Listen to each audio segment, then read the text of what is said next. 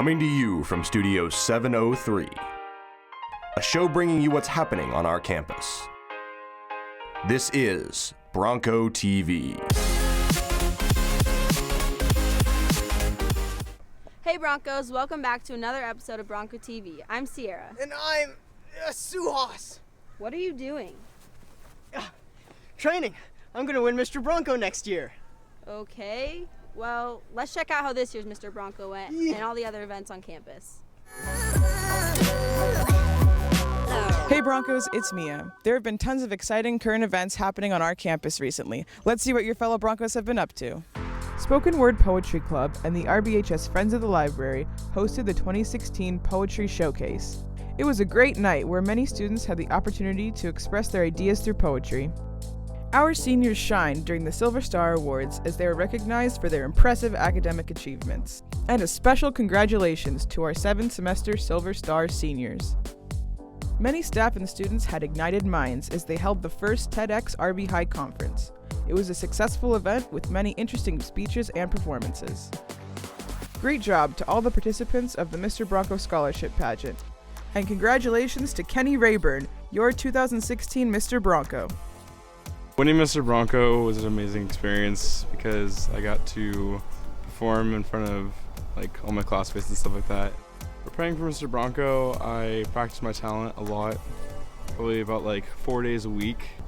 My advice for anybody trying out for Mr. Bronco is to do it 100% because it's your senior year and that's the last big shot that you have to do something that's fun.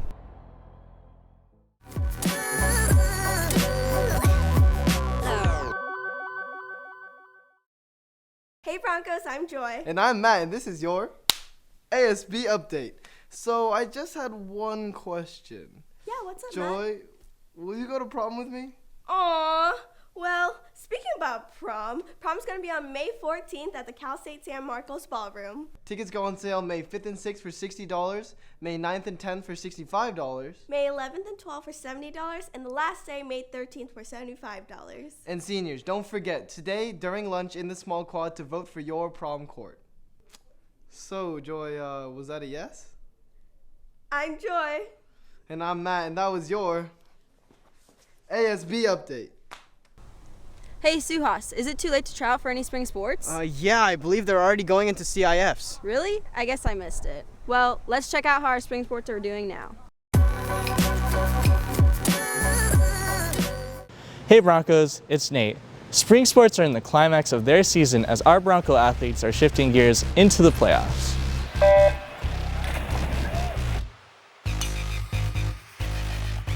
With the spring season still running, our Bronco athletes continue to match the intensity of their competitors.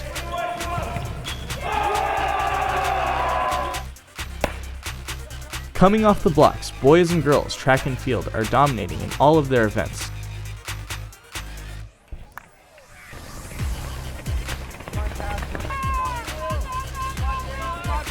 The girls took a hard-fought win against the Green School in their final 4x4 relay race.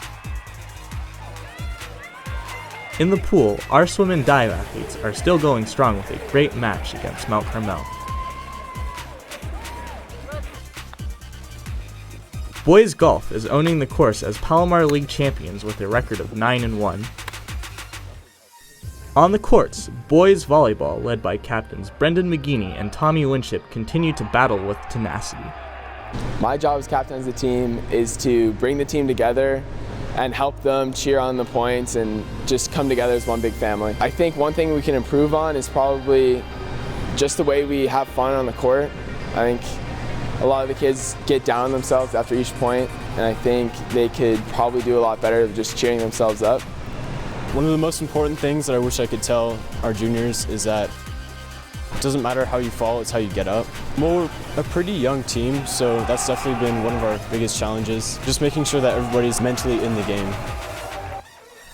Good luck to the rest of our Bronco athletes pressing on to CIFs.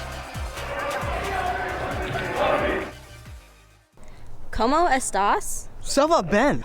Ich auch. We obviously suck at this. Let's look at some people who are better at languages.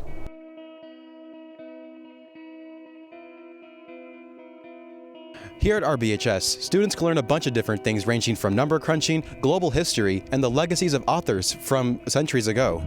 We also explore exotic languages, cultures, and traditions through our foreign language department.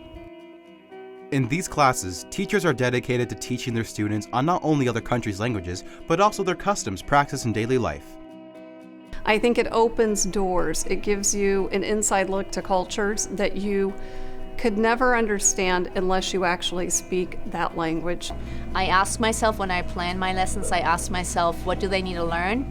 How do we make it as authentic as possible, and how do they have fun doing it? I always put myself into their shoes, and I know how it feels to venture into a foreign language, and sometimes it's uncomfortable. So I try to make them as comfortable as I can, and I make it as fun as I can so that they feel safe, and it's okay for them to take risks and make mistakes. I love the fact that here you get a nice balance between project-based learning as well as traditional teaching. Whether it's Spanish, German, French, you name it, it opens a lot of doors. I expect that they also can learn more about these things that you don't really learn from a textbook. I do expect that they can use the Spanish out of the classroom, help someone or communicate with someone or meet a new friend. On a more serious note, in response to recent events that have occurred on our campus, a new gender-neutral bathroom has been installed at RBHS. It was created to keep our campus a more safe environment for everyone. Gender-neutral bathrooms have recently been installed on our RBHS campus. Making our students feel safe in the community is one of the primary concerns of the district. The safety and security of our students, how do we maintain that feeling of safety and security so our students can continue to learn? And how do we respect students on all sides of the issue? Rancho Bernardo High School is a no place for hate zone. The school tries to create a community that makes everyone feel safe. So the creation of the gender-neutral restroom actually has been a conversation that we've been having as a school district. And so the conversation for us has always been, how can we provide an environment for all of our students to feel comfortable in? It's a law that you have to allow people to use the bathroom that they feel comfortable in, and we are simply complying with California state law. I think it's a good idea because there's some people who don't feel comfortable in like boy-girl bathrooms.